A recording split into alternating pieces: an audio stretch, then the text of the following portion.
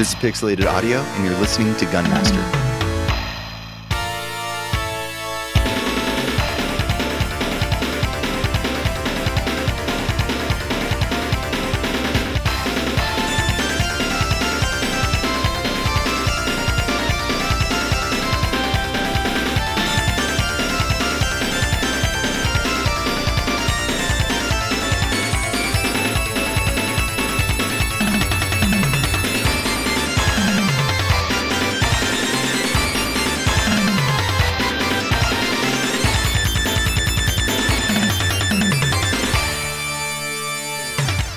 All right, welcome back to Pixelated Audio, a podcast focusing on game audio, its history, and the people behind it. We're your hosts. I'm Brian, and this is Gene.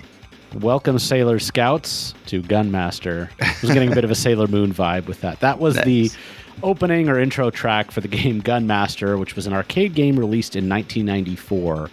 We've been talking about games that are from small boutique developers, although they aren't really exactly, but this is sort of a weird one-off, and I'm happy to talk about it. Yeah, there's a lot of energy in that opening track that we came in with. You were getting some Sailor Moon vibes? I definitely was about to perform my transformation dance, but I decided to stop because it's late at night. You know how it goes. Yeah, GunMaster came out in December of 1994, and it's a single or two-player co-op fighting game. It's a little different than your Street Fighter or Mortal Kombat style fighting games. More on that later, but it was both developed and published by a little company out of Japan called Metro Corporation. Before we talk about them, let's get into another track here. This is Soldier or Aries. Let's take a listen.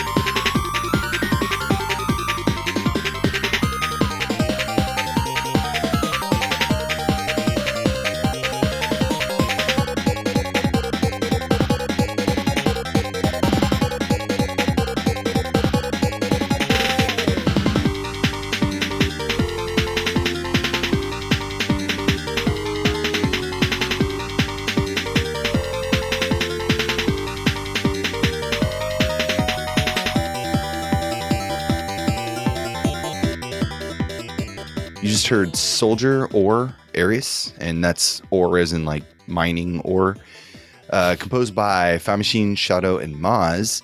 And this is for GunMaster. It's a upbeat track. The drums are just really, really punchy and kind of in your face. And this entire soundtrack, I don't know if they overdid it or what, but it's pretty harsh. You know, yeah, this track specifically reminded me a lot of like Streets of Rage 2 and 3 boss tunes, just, you know, the tempo and the danciness to it. The danciness. But yeah, it's like very, very up tempo. You know, we're talking 140 beats per minute or faster. I really enjoyed, I mean, you know, I love like odd things thrown in. There's a section about 2/3 of the way through where they go into an odd time signature. I think it's 5 or 7, something like that. Yeah, yeah, exactly. I really, like I love it when they throw something in there just like to kind of not ear candy, but to trick your ear a little bit into, oh, there's something interesting happening. And then, when the track loop comes around, it's not quite as predictable. This game is super short. Like I've seen long plays of it. It's like a 10, 15 minute long game if you really know what you're doing. So like there's not all that much music, but what's there, I feel like, it's like very, short but intense, which I really like. Yeah. By the way, this is using the YM2151 in conjunction with the Oki MSN 6295, which is the 4-channel ADPCM sound chip. So we're getting the really nice, beautiful FM synthesis, and then we got this really cool 4-channel ADPCM that's playing on top of it. So it just adds more punch to it.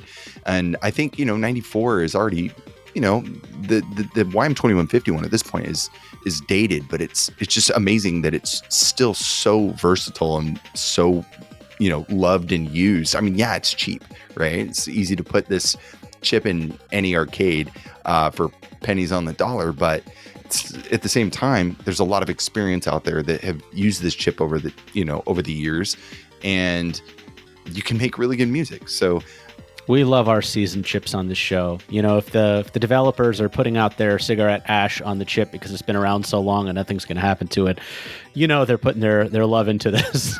Well, this is 94 in Japan. Everybody smoked. So I'm sure there's ashes flying all over the chips anyway. So this company, Metro, they were responsible for a few different titles, but they're not like a household name. So tell us about Metro. Sure. So Metro Corporation, or Metro Graphics as they're sometimes credited, is I'm just going to call them a mid-sized Japanese developer. They're still around, which is really cool. They never really got huge, though. But back in the day, when they started in 1987, they were founded in Osaka, and I didn't see any earlier credits than 92, but it looks like a lot of their earliest games were arcade games in the early 90s. This one was 94. They had a few games before this. Nothing super notable, but they are pretty well known for their 2 Bust-A-Groove games. I think they were also called Bust-A-Move, but the PS1 rhythm games with the funky disco vibes and stuff like that, not Bubble Bobble. And they also developed Bomberman Wars for PS1 and Saturn, Bomberman Max 1 and 2 for the Game Boy Color and Game Boy Advance, everybody's favorite, Britney's Dance Beat for the PS2. And I don't know why this has come up recently, but the Japanese and European exclusive PS2 game 10,000 Bullets. Somebody mentioned it out of context, and I'm like, why? I was just hearing about this the other day, too. Yeah, I don't know why it came up in casual conversation, probably in a Discord channel somewhere. But anyway, the point is, these weren't necessarily huge games. Bust-A-Move might have been, or Bust-A-Groove might have been, but the other ones I don't think either, just kind of in and around. You've probably seen some of those. More recently, though, there was a bit of a break where they were mostly working on like small mobile games and like pachinko things. Nothing too exciting. But in the last few years, they've been pretty tightly linked with Nintendo as kind of one of their teams that they go to for development work. So they worked on Pokemon Scarlet and Violet, Pokemon Legends Arceus, both of those I think for the Switch. And just recently, in the last couple of months, they were one of the teams on the development for the Another Code, or Lost in Memory, I think is what those were called, the DS and Wii games. They just remade them. It's like you go to a mysterious island. It's sort of like a puzzly sort of game. I liked both of those a lot. I don't know if you played them. I played the one on DS, and I absolutely loved it. Yeah. R.I.P. Sing, we miss you. Great games. Sorry, Hotel Dusk. There won't be a third game in that series, unfortunately. But enough about another company. What do we got coming up next? We have a track called Pokemon Onyx. No, I'm just kidding. This is Pearl and Onyx Gemini. Let's take a listen.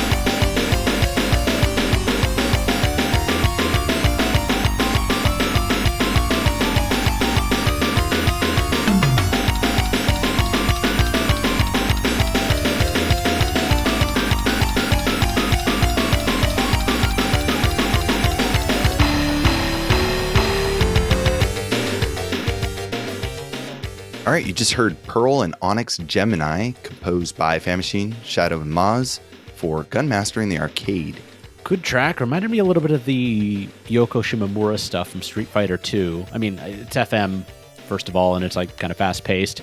I don't know, like kind of like Blanca's theme and some of that sort of thing. I don't know. It was more of maybe Ken's theme, kind of in that wheelhouse, but I think it was just the rock music that was happening at the time. That was just the vibe I got. I think I can kind of see that, but mostly just because of the percussion, not necessarily the FM side. But this is a cool track. It's, again, got a lot of energy, jumps into it like a strange kind of time signature towards the end. I think that's kind of a theme that we might be seeing through the rest of the soundtrack. But yeah, all in all, it's a cool track. It's got some, just some oddities here and there with kind of the whiny notes that are meant to be kind of like almost like obnoxious, I think, to kind of get you mad in like a fighting way, just really kind of get the blood going. So yeah, it's cool. We got another track here though. This is called Leo, if you haven't noticed the theme with the names. So let's take a listen.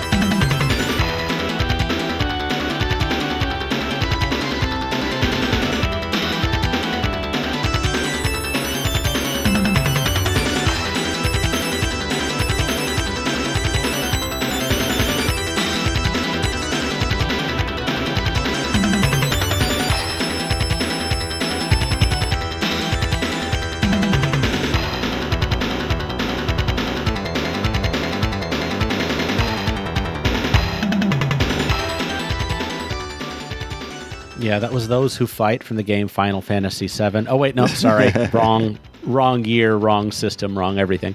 No, that was the track Leo. And Brian, I think this whole game sounds suspiciously like it's all boss music. Is there some reason for that?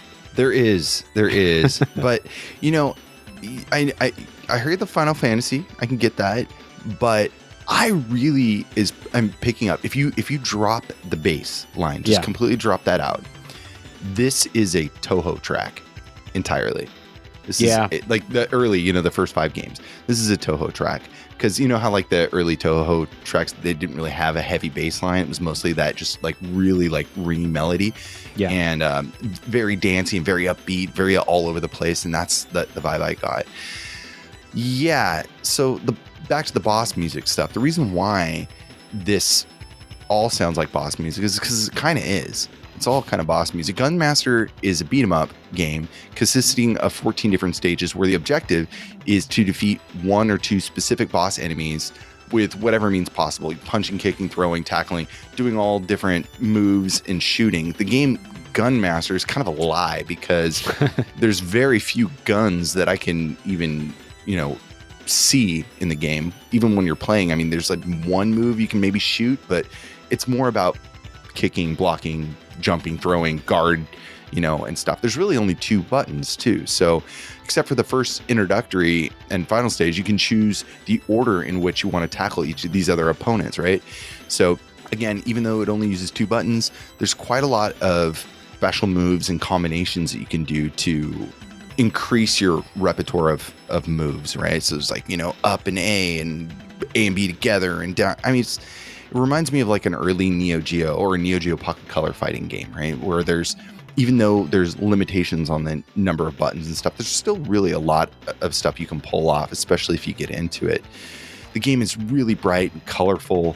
It's got these almost like kind of chibi style characters. The art is great. The backgrounds, there's a lot of like kind of parallax scrolling, and the game altogether looks really pretty. But again, it's not the traditional like Street Fighter that you would be accustomed to in a fighting game. This is can be played as co-op, so you and I could tackle some of these bosses together, and I think they increase the difficulty.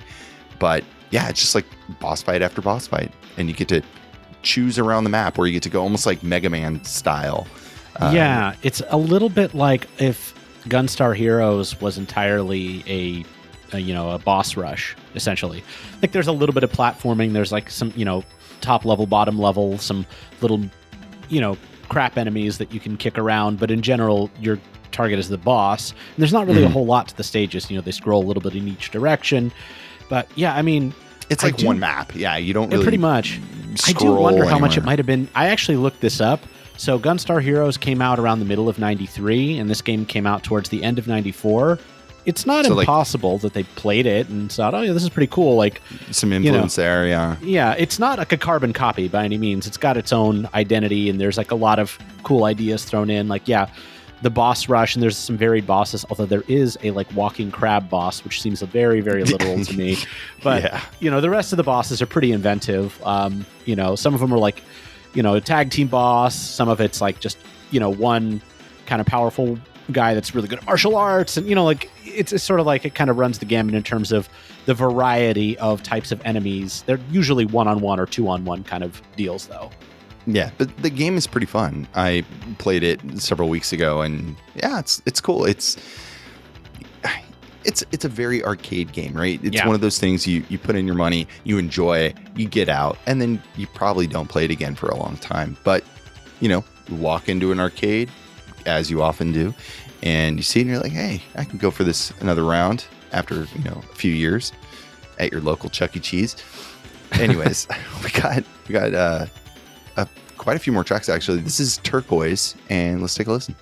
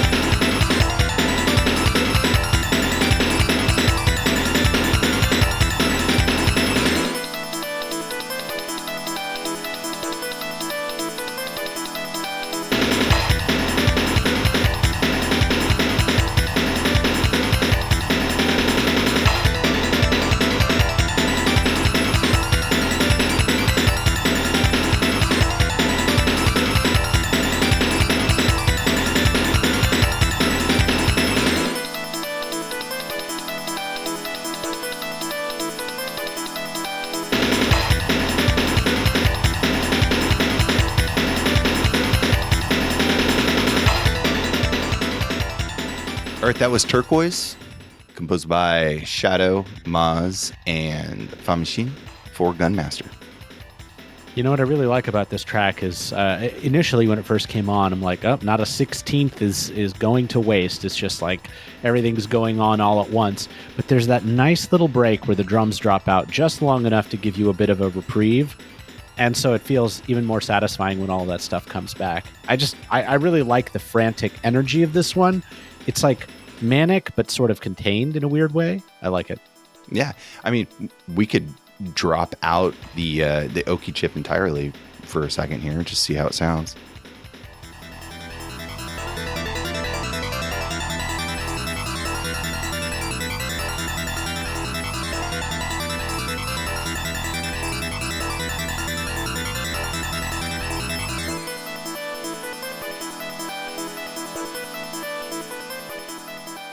Oh yeah, they got a nice little bed there. You know, it's going along doing its thing. It's a very different track without those drum samples in there. And that bass, that kind of slap bass going like a mile a minute, you know?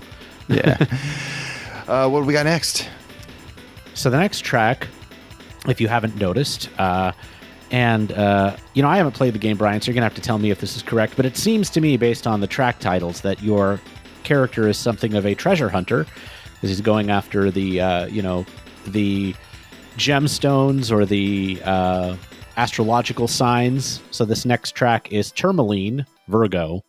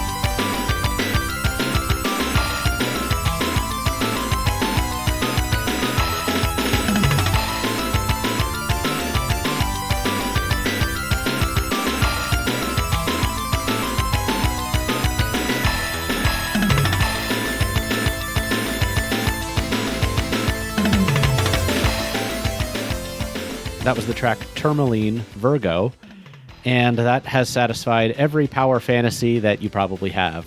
You know, dude, I love this track. It's great. It's so good. If you're wielding a sword and it's the mid '90s or even the late '80s, you're probably doing it to this track. All right, let's get to our next track here. This is Aquarius, Taurus.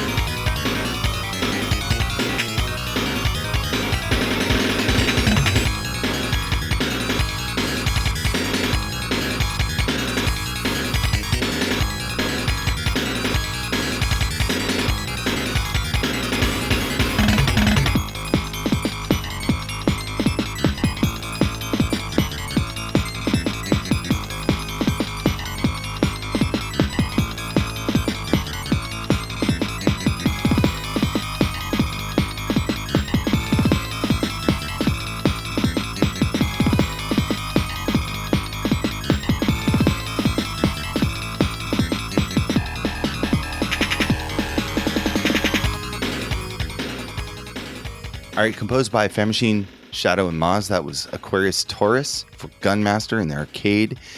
And this has got a ton of energy, too. They all do. They all have so much energy. I love it. Oh, yeah. And the second half of this track is almost a different track. You know, the beat changes pretty drastically. And I don't know. I will say I didn't like this one quite as much as the other ones, but I still enjoy it quite a lot. I'll tell you why I liked it, because it reminded me of Red Alert on the Virtual Boy. It did. Like, I mean, take out some of the drums, right? But it's got like this like almost siren that's kind of playing too at the same time. I like that, maybe as just like a callback. Well, I call forward because that came out in '95, I think. But anyway, it's a cool track. We have another one here. This is Cancer Red Umber. This is your big crab boss. Let's take a listen.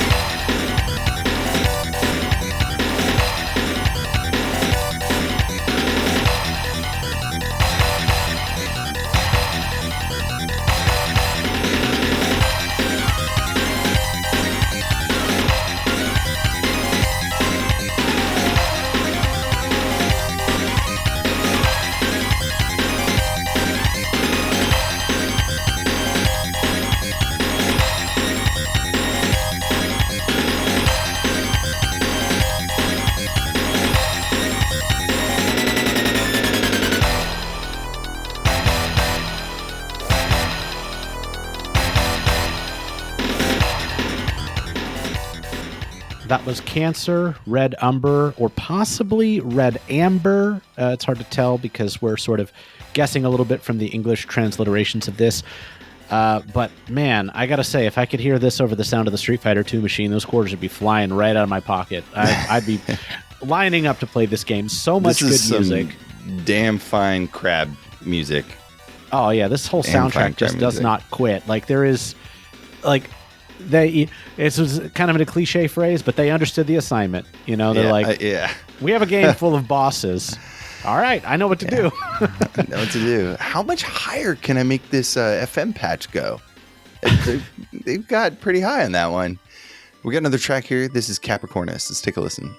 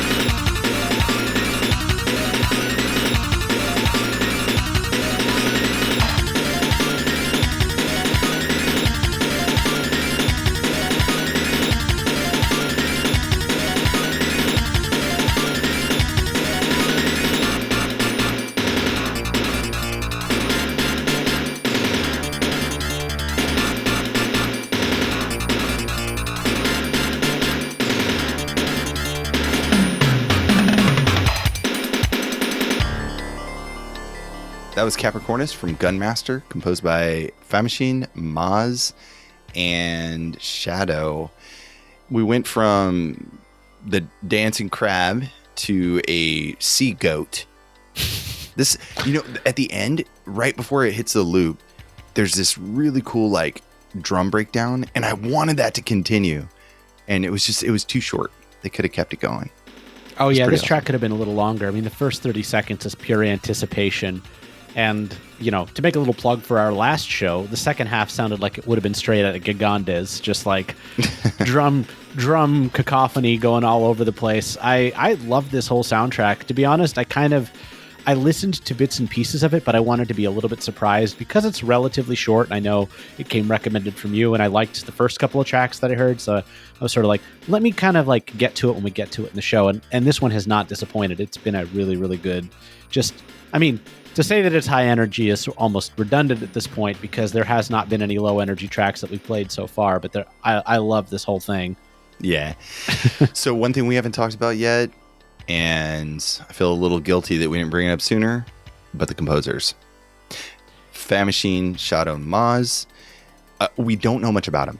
Like That's almost the anything. Truth. Yeah, we have very little information on them. But there is something, and so we need to talk about Famishin a little bit. So Famishin is a composer. It looks like it was an in-house composer for the Metro Corporation. Did a number of titles for the company, and is still active today, but in a different kind of way. So there's a new company. It's called Ubisoft that he's a part of, or she's a part of, and it's primarily like adult games and stuff like that. But I believe, based on just my general understanding of how the website's laid out, is that Famishin is kind of like the company lead. I don't know, like CEO or how it works, but Famishin's the one writing all the blog posts, still, like recent blog posts. So, and still using the same handle. So it's, maintaining the same handle for 20, 30 years or something. It's pretty impressive. So Famishin has done a few other titles. Do you have the list up in front of you? I do have one. If you're not a fan of clearing out anime-looking games in your Steam library, you'll probably have seen this one. But apparently, one of the games that Ubisoft worked on was called Senran Banka, which came out in 2016. Mm-hmm. 1,000 Colors of Love. Yeah, fairly recent game. I don't have the rest of the list, but it seems like it's the same person, and they've been active in some sense in the games industry for quite some time, which I always consider a success. Right, and I think so. Ubisoft does like a lot of adult games for PC, and then I think more recently, like iOS and Android and stuff like that. And Switch too, apparently. Yeah. Yeah. So there was like Parquet, which is like that was 2021, and he did the music for that, and also the sound design, sound scripting. And then, the Senran Banka, like we were talking about, that was 2016 for Windows. Also music composition there. There was Bomberman Wars for the PlayStation, where he was the sound designer, sound engineer for for Air Race Championship. And then a few other like smaller games. There's Mouse Shooter Go-Go in the arcade, and Burst Trick Wakeboarding. Did sound effects for that. Skydiving Extreme. A few things on there. So there's not a lot of credits, but has been active and is still active. Shadow, on the other hand, we know nothing about. Couldn't find anything outside of this. Maybe it was an intern, maybe it was somebody who did sound effects. Not entirely sure, but they are credited on this game. Now, Maz, on the other hand, is... We have a little bit here. Very little. A little bit, but yeah. It's still an enigma because it's a Japanese company. The alias, from what we found, is for Sven Maz, which doesn't sound like a Japanese name to me. So there's something wacky there. But was also involved in a lot of the early Metro Corporation games. So there was Poito, Gunmaster this, Toride, Daruma Dojo, Air Race Championship, and Burst Trick alongside Famishin. So, but after like 2000, there's no credits that we can find. So they were either only there for a short period, or and it's all like sound design, so it's not really clear. Now there is some credits for music composition, but again, uncredited in Poito for the Super NES, so who knows. Yeah, also have them on Pururun, the arcade puzzler, alongside Famishin. But again, we've looked in multiple sources.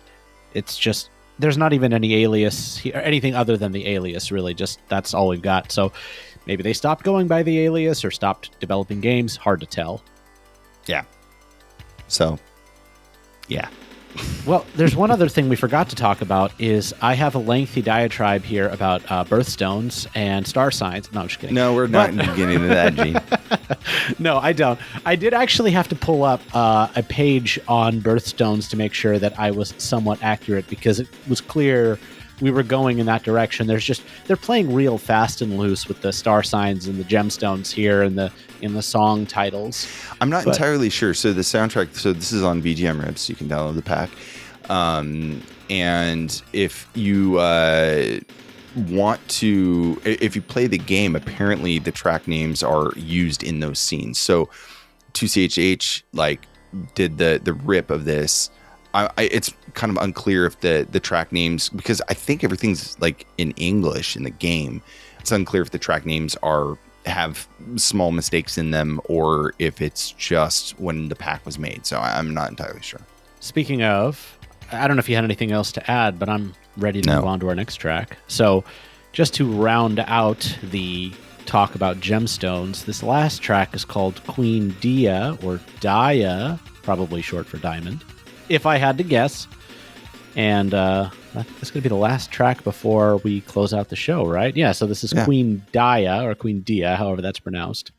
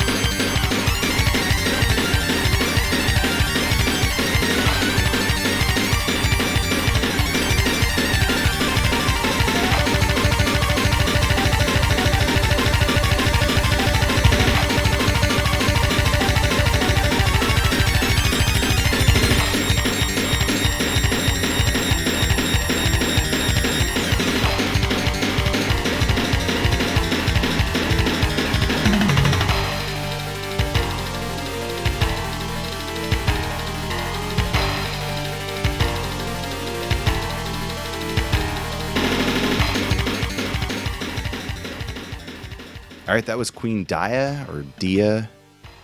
Now you got me confused. Well, dude, everything else is a friggin' gemstone. It's got to be related to diamonds, It just seems like, this is a word association at this point. Sure. And they probably ran out of characters anyway, so. Well, I got to say, that track was fast. That was the fastest one so far. Yeah. It's like it starts off fast, and then I feel like they either increase the subdivision or they literally bump up the tempo. It's like, what is going on? Why is this faster? It's great. It's a fun soundtrack. Today we covered GunMaster in the arcade, composed by Famishin, Shadow, and Maz. If you want to know more about the show, you can check us out online at pixelatedaudio.com for the show notes and track lists. We can also be found on Discord. Join the fun. The link is on the website if you need to find it somehow. We'll also post a link usually in the show notes as well. Yeah, if you're new to our podcast, make sure to check out some of our past episodes. I've highlighted a couple here that I enjoy, some deep cuts that we've done recently. Last episode was Gigandes, which definitely check that one out. It is a trip, certainly unusual for that one. Enjoy that one a lot. Plus Alpha, which was a really cool little cute 'em up shooter, which had another really great and very breezy soundtrack. And 177, Angelic Warrior Deva with Robert Vermissa, which was a really, really fun show. God, that was so fun. That was a great show. Yeah. I was looking back at our more recent episodes. I want to put a little bit more shine on that one just because, it's original MSX soundtrack for a game that came out in the last couple of years. It's stellar. It's very Japanese despite being made by a Dutch composer. Yeah. We all grew up with the same kind of music, so we all fell in love with this stuff. So, it feels very much in the same sort of vibe as this game in a lot of ways. That's why I kind of brought that one up. That's a good throwback. I gotta listen to that soundtrack again. It's so good. It's so good. And I remember he was even saying, I'm not really like a composer. I just I made some music I'm more into the game side of it. I was like, oh man, that's awesome. Such a humble guy. Anyways, one track taking out the show. Do you have any other plugs before wrap up? Nope. I don't think so at this moment. What about you, Brian? Anything exciting going on in your life? There's always excitement. You know what I'd be really excited to do, though? What's do that? Another show soon. Absolutely. Let's get another one out. we got a track taking out the show here. This is the ending track, and it's been fun. And we'll see you very soon for the next episode.